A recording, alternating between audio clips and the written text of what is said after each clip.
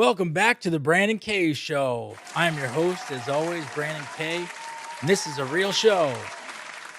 Yeah, yeah, buddy. We are doing videos every day in March right now. Every single day in March, you will be seeing Brandon K videos. We're in the middle of Dealing With Week.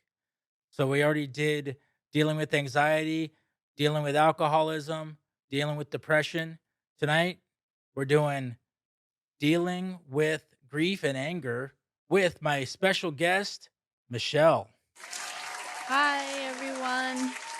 I'm Michelle, and I am an energy healer.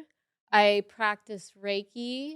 Um, I am an EFT practitioner, a life coach, and I will be continuing soon my education to be a substance abuse counselor.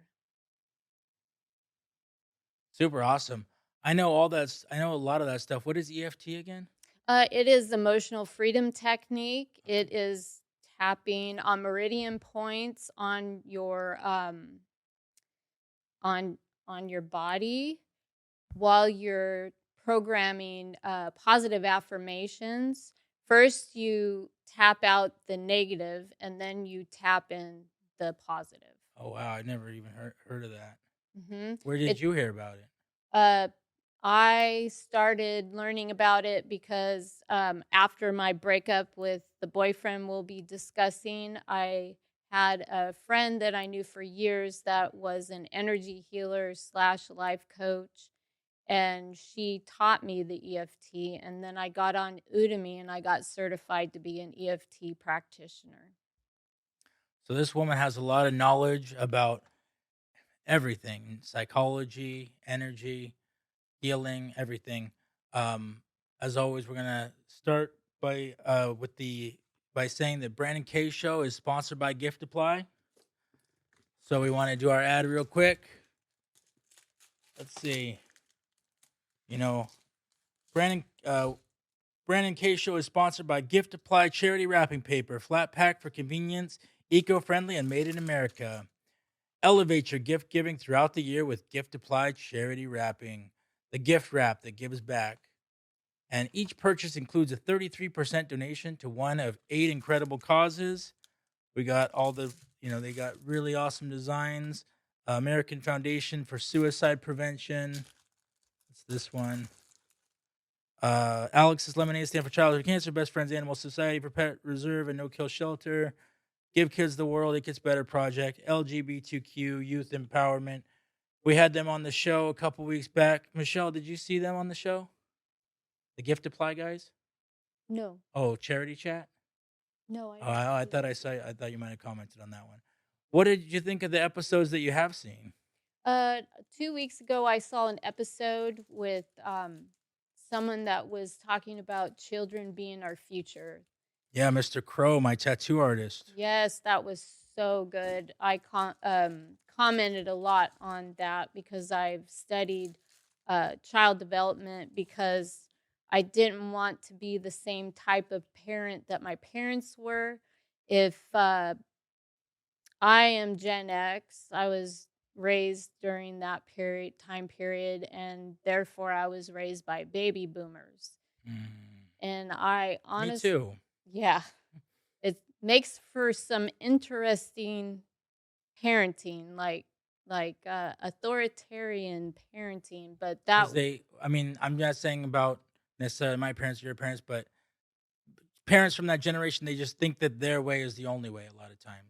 yes, it's Yeah. an authoritarian type of parenting that was suggested by psychologists and sociologists at the time.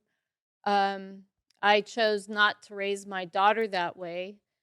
Uh, we, as Gen X, did not have a voice in the house. Children were seen, not heard. Mm. I didn't want to do that to my daughter, so I gave her a voice.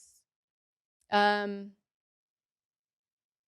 I also, for instance, I gave her two choices. I would tell her, you can do this, or this is going to happen. Mm. I would only say it once, and then she would have her consequence, whether it was a good consequence or a bad consequence, but she always had her natural consequences. And I always noticed, because she's strong-willed like me, that if I gave her those two choices and she Mhm. got to participate in her discipline, she always did better because she felt in control. So if she chose the first option, that's kind of like incentive to do a good thing, and then but if she doesn't do it, then she gets punished. Is that what you meant? Or No, we don't punish. okay, so what is that? What are the options? I created a feelings corner for her when she was 18 months old. Mhm. She had books, blankets, dolls, everything that was appropriate for an 18-month-old child was in her feelings corner. And then I had emojis that had different faces that were put on tongue depressors. And I would just tell her, "Oh, do we need to go in the feelings corner? Because mommy needs a timeout." I said I needed a timeout. And she'd say, "Yeah." And she'd go in the feelings corner, and then she'd play for a little bit, and then she'd hold up her emoji that had the emotion she was feeling. And by that time, I was calm because I had my little timeout and we could discuss things. So this was a number of years back, and then where did you learn how to do this kind of childhood development? Did you study it, or did you come up with it yourself? I was at the library a lot. When I lived in Vegas, I joined the Family Resource Center. I was a breastfeeding mom, so I had joined a leche group, Mm. and also I What is was that? I don't know what that is. Leche group. oh, it's breastfeeding. Breastfeeding leche Yeah, is like yeah, Spanish word for Spanish, milk. yeah. milk. Warm Yeah. milk, yeah. So then I also was in the moms club too, from the time she was 18 months old till she was a toddler. And they all shared advice. Yeah, and then we also did mommy and me gymnastics, mommy and me swimming, mommy and me classes. Um, I just educated myself because I didn't want to be like my parents. And So, then one of the other things I did was that I learned if your baby is crying, they have a need. If you take care of their basic needs and they're still crying, that means they want to be held, right? So yeah. you give it to them. That's what they need. You give them what they need in the beginning so that they um, can what's that called? Feel safe in their environment. And then they have like a healthy relationship with themselves and the world when you kind of give them nurturing in their early months and years, right?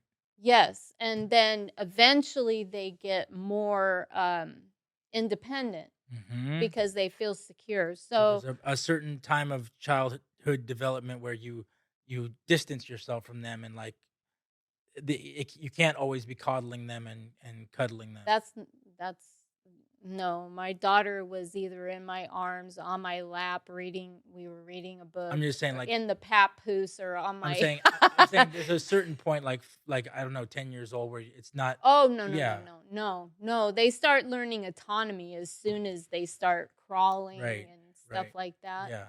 There's different stages. Yeah. Yeah, and then so that was all going well, but then our topic tonight was dealing with grief and anger.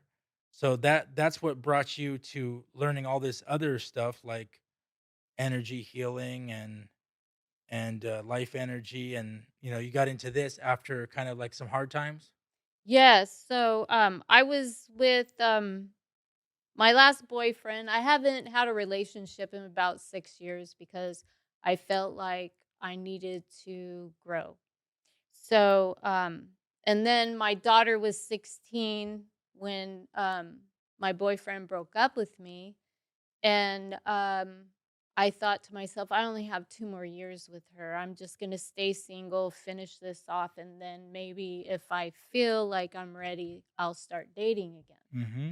So it was a very dark time for me when he broke up with me. So and I'm very analytical and logical, and my dad raised me that if you're going to be with men, you have to think like a man. What does that mean? That just means that you don't like overwhelm them with a lot of information, and you have to be one step ahead of them, and that you have your own money just in case Mm. he, so you have to be set up Did basically. you take that to heart and like even talk less with your partner, or like when you say you have to like not say it, like how did you mean that exactly? um well, I didn't overwhelm him. Oh, it didn't overwhelm him. Did you tell him how you felt? No, I didn't go into any of that Okay. because my dad always told me they don't want to hear about feelings, Oh, and okay. So they you just didn't are share that looking with for him. a good time in the beginning. And so just keep it sweet to the point and have fun. What do you think of this advice now? Do you think you'd still use that advice in your next relationship, or? Well, I tried to use it on my daughter as Yeah. she got older because she wanted to have all these long-winded conversations when things weren't going right, and I was like, "Don't press that boy. I'm telling you right now. Mm, mm, He's going to go in the other direction. I mm, promise you. He mhm. doesn't want a lot of drama. He's young and he wants to have fun." So you would give this advice to people, to women Um, well, they're not your counselors, and that's another thing I told my daughter. who aren't your counselors. The guys you're The dating, guys are not your counselors. they're not your counselors. Mm-hmm. You keep that to yourself, and if it's getting serious, then you kind of ease into things like that. But Because it's important to tell them how you feel, right? At some point. oh yeah, Yeah. but not like right away. Right. Well, let's see. You also talked about being a pattern breaker. That was kind of what you were talking about with the studying the child development. That was before this breakup or after the breakup? That was through her whole life. Yeah. Yes. Yeah, like I gave her a voice, for instance. The only thing that I didn't grasp was the yelling. So in our house, when she was young, I said, "How do you feel when mom yells at you?" "I don't like." She Mm-hmm. was 3, you Okay. know? Okay. I said, "Okay, next time I do it, I want you to say yelling, yelling, yelling." Okay. So she would say that and I'd calm down and then we'd have a conversation. But I also told her, "Mom does this all the time. Uh-huh. So I'm not going to say sorry. What I am going to do for you, though, is I'm going to work my hardest to change my behavior." So when you were yelling, she would say yelling, yelling, yelling? Yeah. Okay. And I said, "I'm going to change my behavior." Yes. I said, because changed behavior is a true apology. Mm, So that's how I raised her. yes. Right? And I know that took place because when her boyfriend broke up with her when she was 17, he told her all the reasons that he was breaking up with her. And she said, "But wait a minute. You never told me these things and you never gave me a chance to change my behavior." Mm. So I know it stuck with her. Oh, yeah. Because, I mean, that's part of a relationship is open communication. And I have it written something you said on my comments was transparency and vulnerability. So Yes. that's all very important parts of relationships with each other, right? Mhm. And so another way that I was a pattern breaker was when she got to be a teenager and she'd call me on the carpet for some of my parenting style. Mm-hmm. Cuz my daughter's like me, she'll put me in check, you know. Yeah. I gave her the ability to do that, right? I gave her a voice. So how I formed her to be a pattern breaker was I told her, "There are things that grandma and grandpa did that I absolutely refuse to repeat. Mm-hmm. There are things that I struggled with until I did not repeat them anymore. And there's things that I still struggle with this today. Mm-hmm. You take account of the things that you don't like that I do, Yes.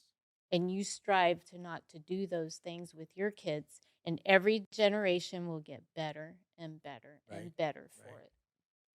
Yeah, well, hey, I think that's good advice. And then I know that you had this breakup. You got into all this. We went through the stages of grief. We wanted to go over today the stages of grief. These are from a book. I got it off a website. Okay. So when I was studying breakups and why they happen, um,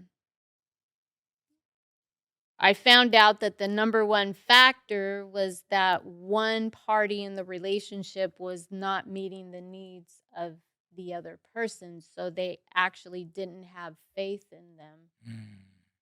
to keep the relationship going, basically. Mm-hmm. So I actually made a T on the paper. Okay, let's see this. She's drawing a T. I made a T. Drawing a T. And I put Patrick on one side. Okay, that was the X. Yeah. And then I put me on the other side like this. Yes, yes. And then I put all his reasons for why the relationship failed. Right. And then I put all the reasons I took responsibility for myself and all the reasons I contributed to it failing. Okay. I was very angry, which is part of the stages of grief when you're going through a breakup or a divorce. There are 5 stages of the breakup or divorce: denial, anger, bargaining, depression, and acceptance. So start with denial. That is like when someone passes or a breakup is going on, you're kind of thinking maybe you'll get back together. Yeah, that's this stage right here. So I took I was angry at the same time too while I was going through denial. Mm-hmm. And what I actually did was like, screw him, and I ripped it up the like up the middle. And I was like, he'll never take care of this. Not my problem. My problem's me. And I started working on those things that were on my side of the list. Okay. Did that help you not be angry? No. No, you're still angry? So then I joined up with a coach. Yes. Life coach? And here's the denial part. Like a life coach? Yeah. Okay. Yeah. No, how to get back your ex coach. Okay. Right? All right. I didn't know that was a thing. Yes. Because I was still in denial. Okay. So I was going to make all these changes just to get you, him. And then you're going to let him stay the same and you're going to change No. No? I was making these changes to get him back. Right. But then when you get back with him, he's going to be the same, right? Okay, hold on. Okay, I'll get to that okay, point. okay. So I'm making all these changes. Yeah. And I call up an actual life coach, which was a good friend of mine from the Moms Club. I knew her from the Moms Club church, and then I took care of her kids when I did childcare at the gym. Mm-hmm. And she was a life coach / energy healer. Mm. And had you ever been into energy healing before? Well, when I moved to Yosemite National Park, I started researching Taoism and Buddhism and started my journey on meditation, and I'd read books by the Merced River. Or did energy healing come from any of that? Like, do they ever talk about that in Buddhism or Taoism? No. Okay, so energy healing. It's just chanting. And where does the energy healing come from? Who it came from her. The energy. I just meant like before her, like who came up with this idea of energy healing? Do you know? No, I never did. Yeah. Not until I broke up with him. Yeah. And then I got back talking with my friend Jessica.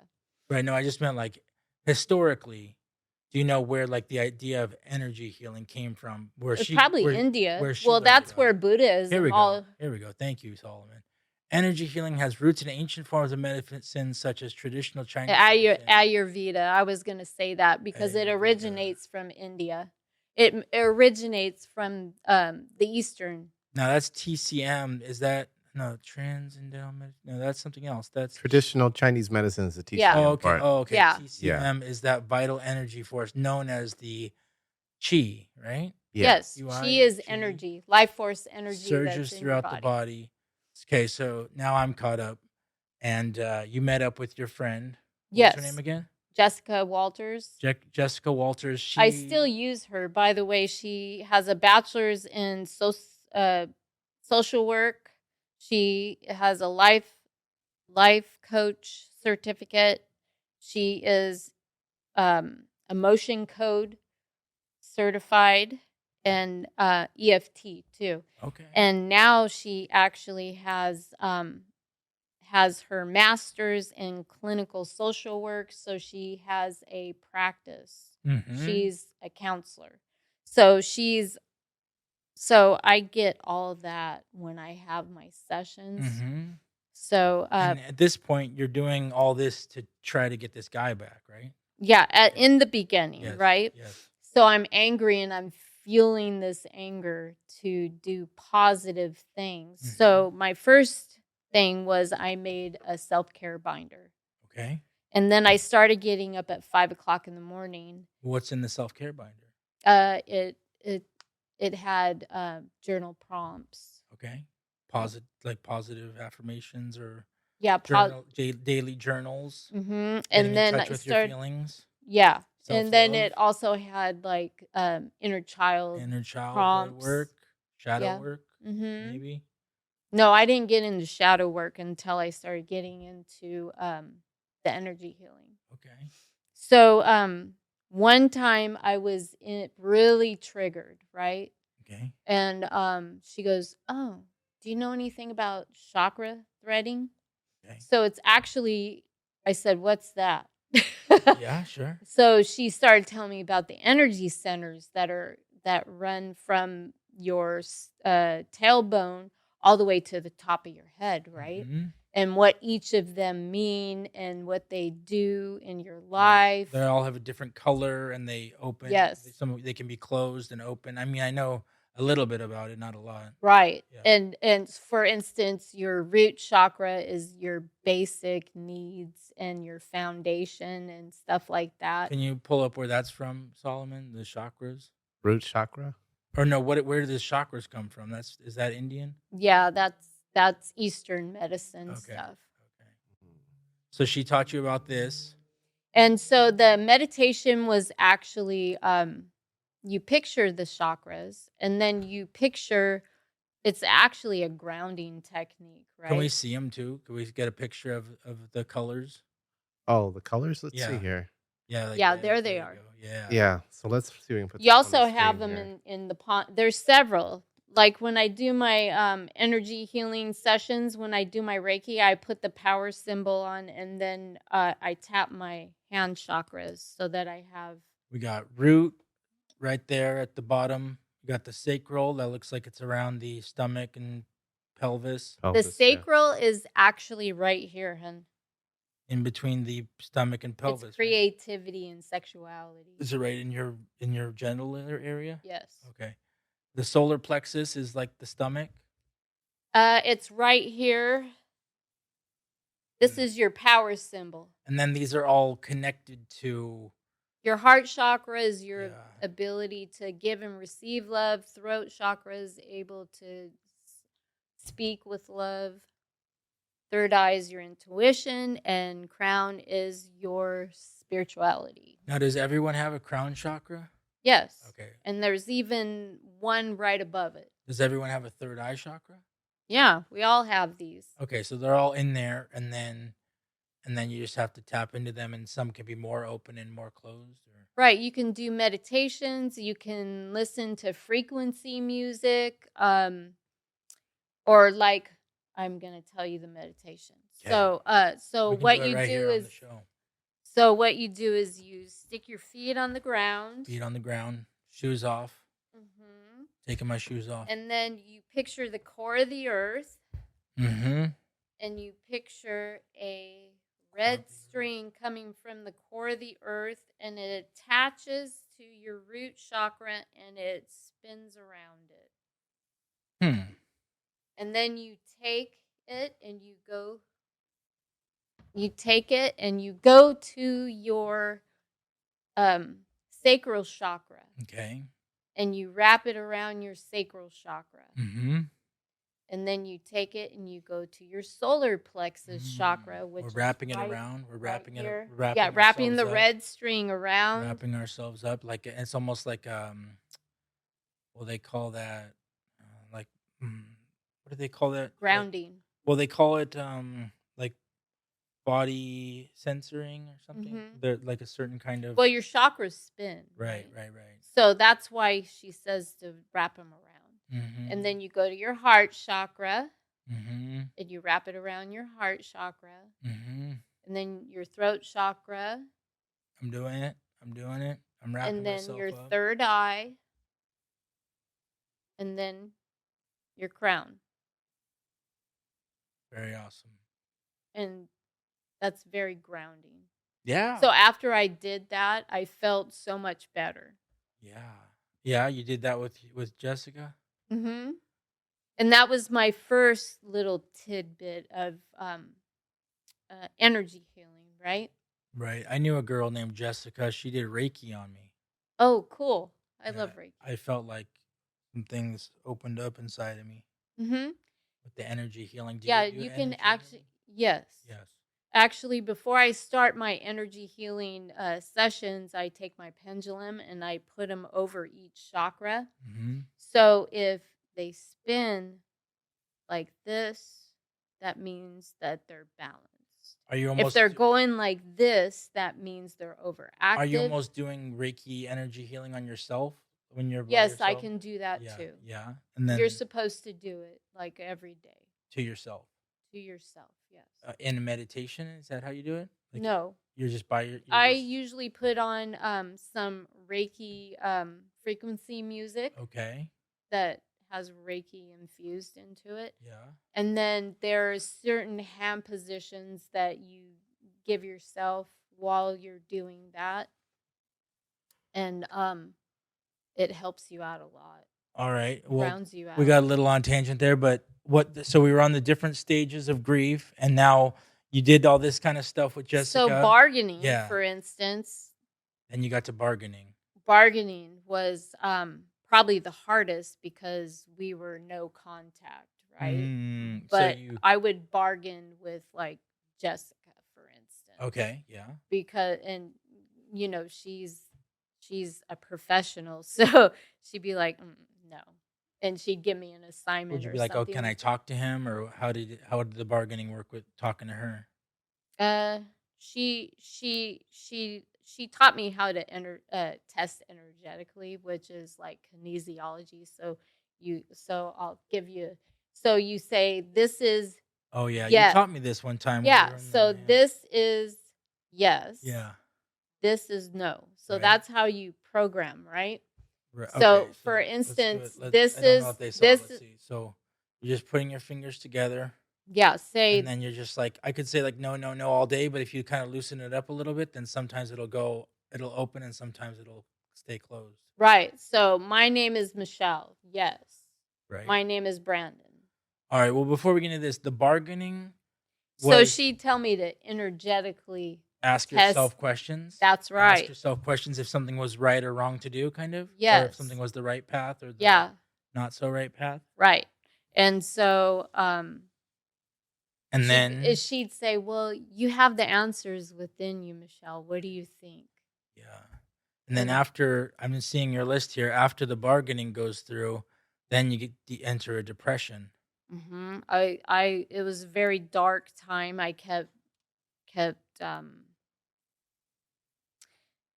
researching, I guess you could say. Researching? Just researching.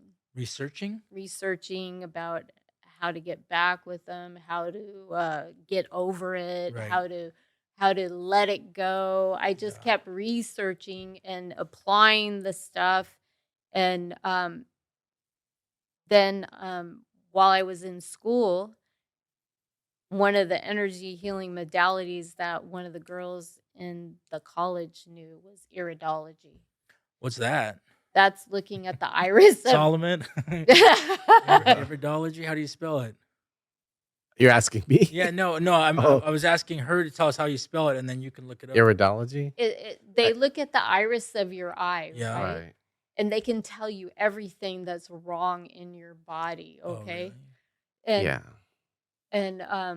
so she was telling me, Alternative medicine technique whose proponents claim that patterns, colors, and other characteristics in the iris can be examined to. Let's see. Can be examined too. determine information about the patient's systematic All right, so health. she looked at your irises. Yes. Yes. And she said that I had blockages in this part of my body, right?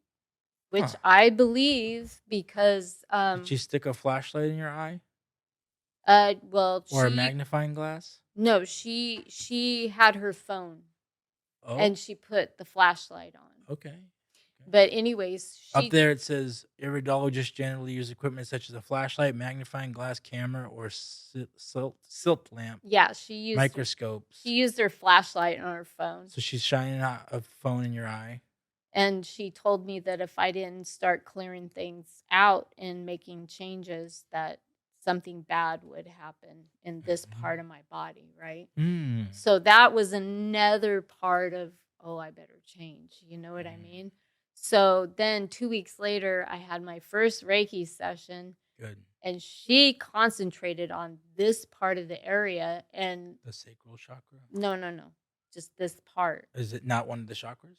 Well, yeah, but this part of my Okay, body okay, in because- yeah, general. yeah. And she told me, you have blockages. Okay, And I was yeah. like, I had not even told her what the iridologist had Oh, told yeah, me, and okay. she's telling me the same Oh, thing. yeah.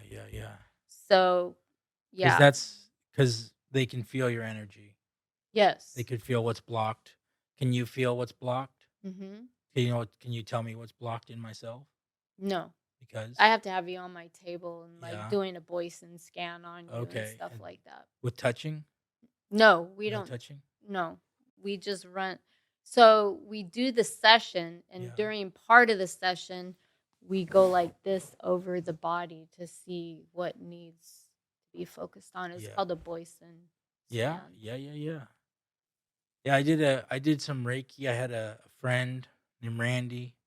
We would get together, and he did Reiki originally, where he did touch me, and I wasn't as comfortable with that. But Well, we do. that touch happens you. too. That Yeah. happens too. So there was that. But then later down the road, he could do Reiki just across the room, like we are standing here today. Distance Reiki. Yeah, he did that. Yes, I do And- distance Reiki too. And he would stand there with me, and he would say, "I can feel like you're blocked. Something's blocked in you. Mhm. Like I'm going to work through it with you right now." And we'd be like at this distance from each Yeah, other. I've pulled cords. My friend Harris, he watches like Reiki videos through the YouTube. You might listen to Mhm. Reiki videos on the YouTube too. So technically, they're doing energy healing through the phone, Yes. which is also another way of energy healing. Mm-hmm. And then I got into Light Star Magic with Jerry Sargent, and he does light languages to like heal people. But yeah, that's another Light form. language. Does that include actual lights?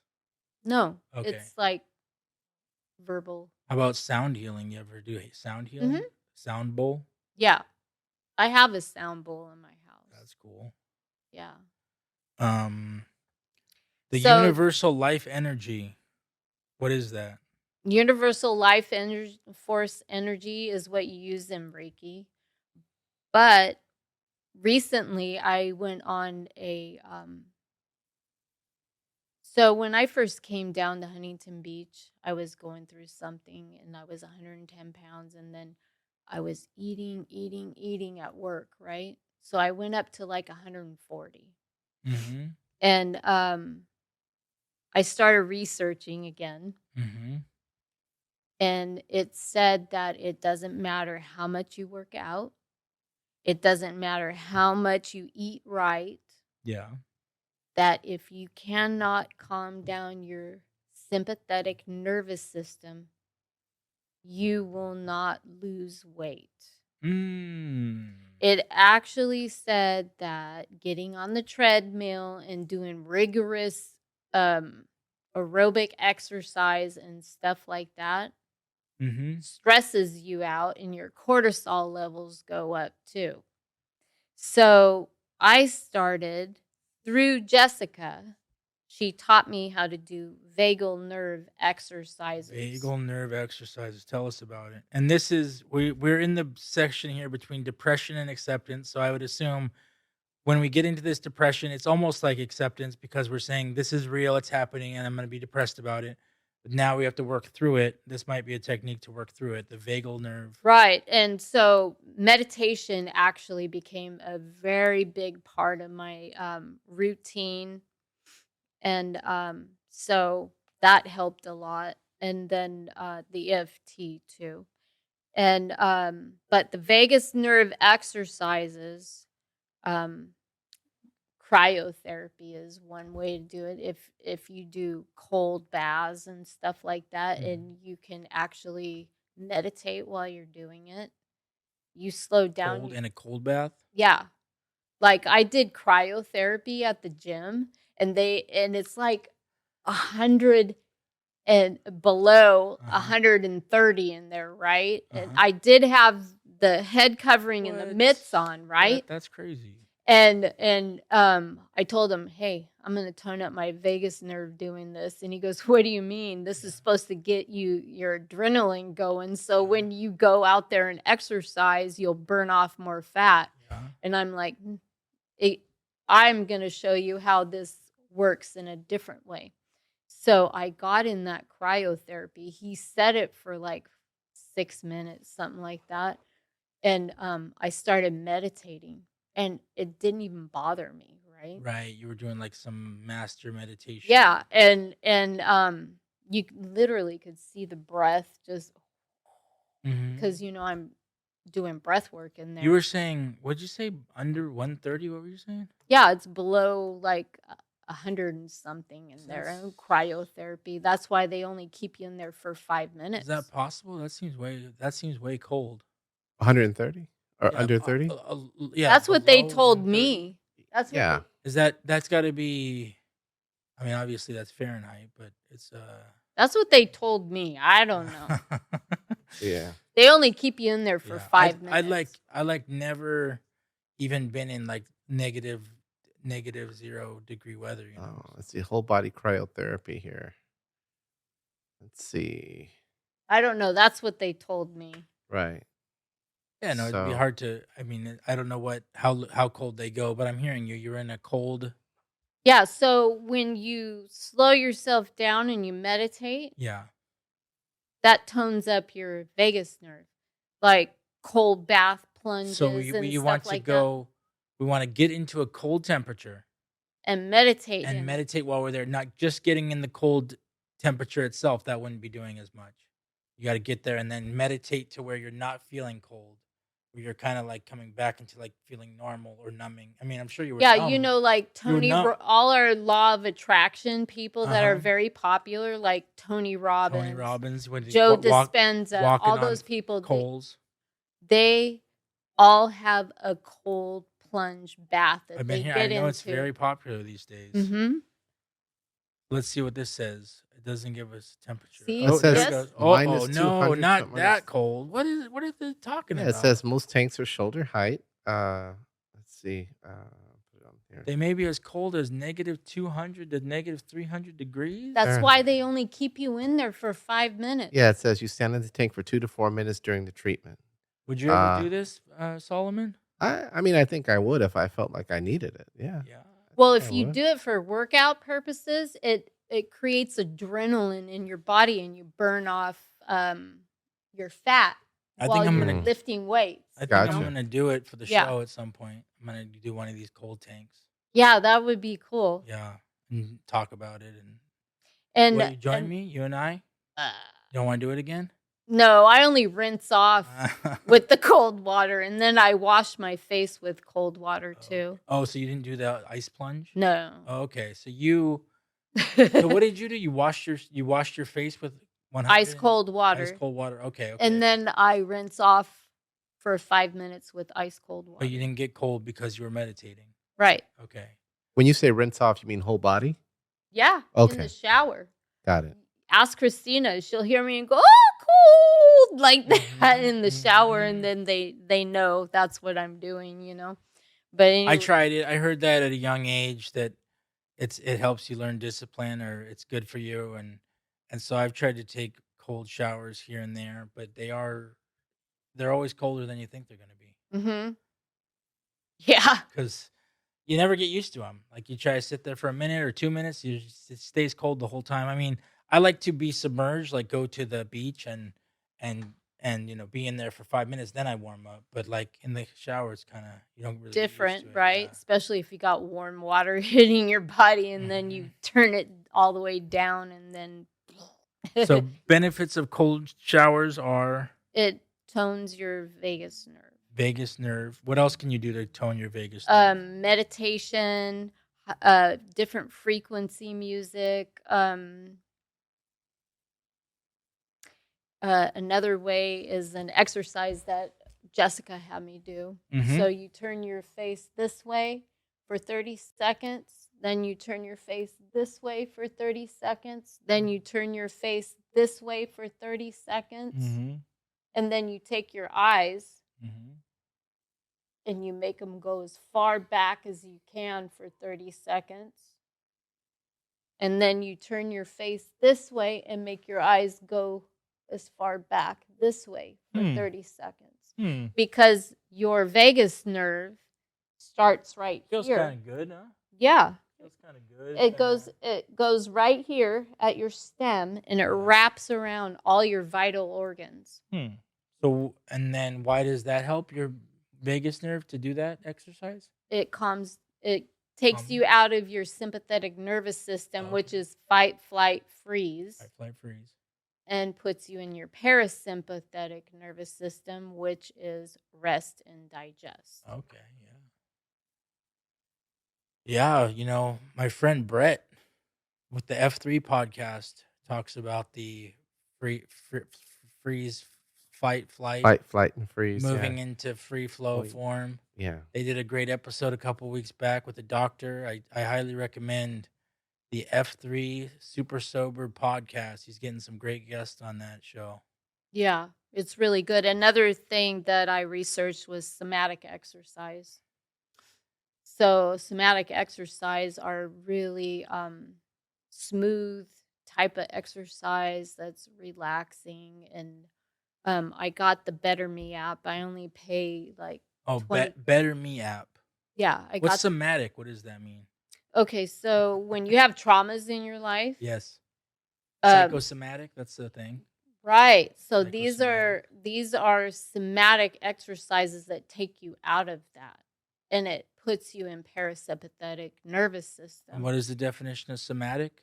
Somatic are like, so say somebody's having somatica and they've had trauma in their life, right? Yeah.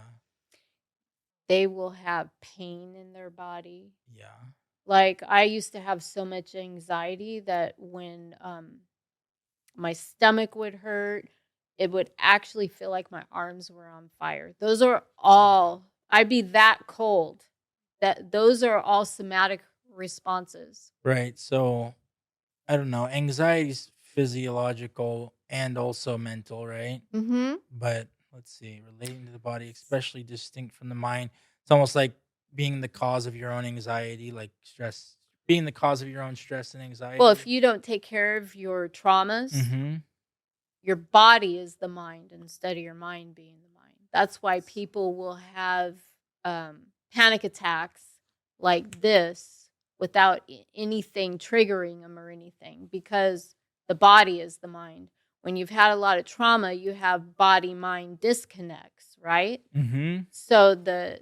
So with somatic therapies, Yeah.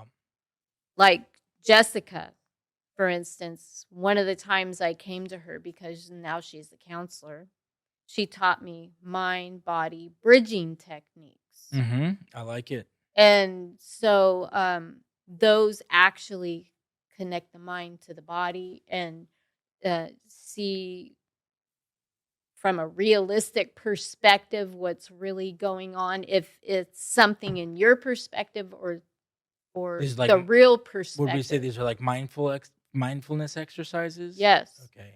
Yes. Yeah, we did a whole show on conscious reprogramming. Mm-hmm. We did a show, we talk about a lot of this stuff on the show. So I highly recommend that conscious reprogramming episode. Yeah. But let's see.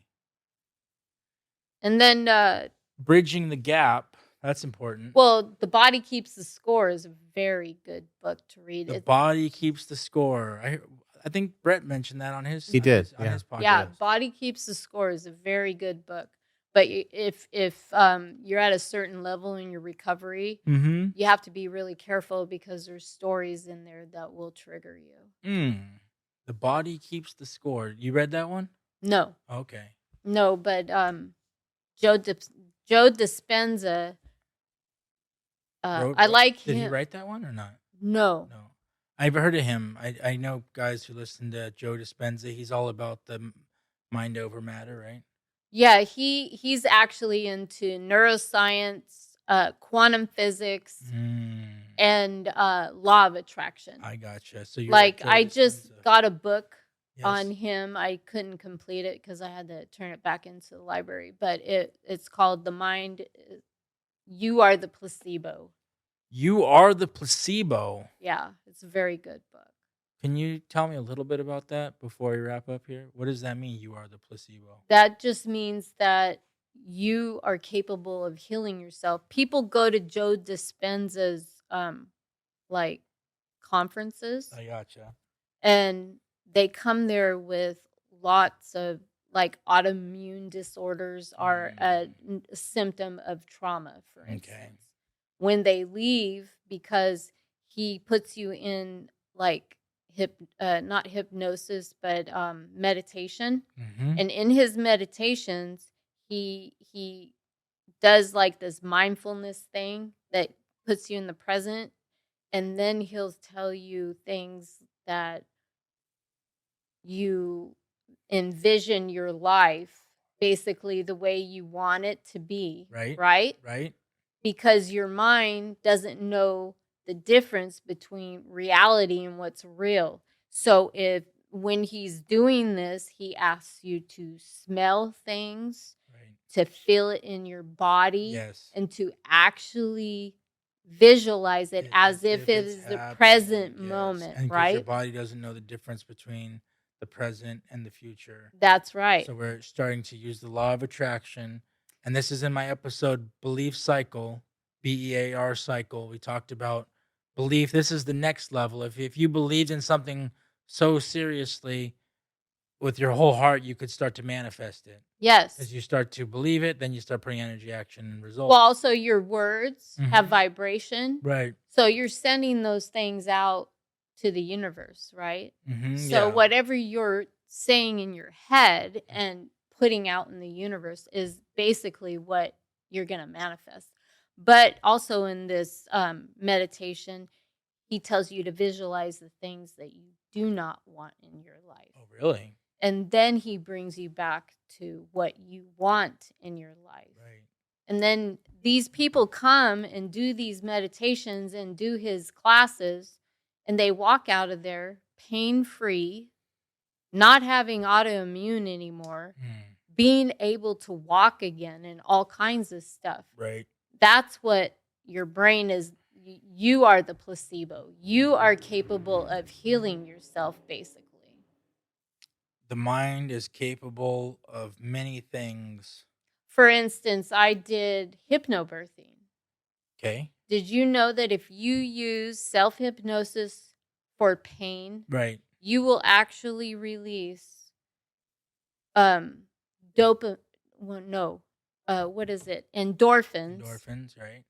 400 times more powerful than morphine. Well, the idea that hypnosis is real and we can hypnotize ourselves into believing things that aren't true, just that alone is, proof that hypnosis is real, proof that placebo has credibility to it, the placebo effect in our own mind.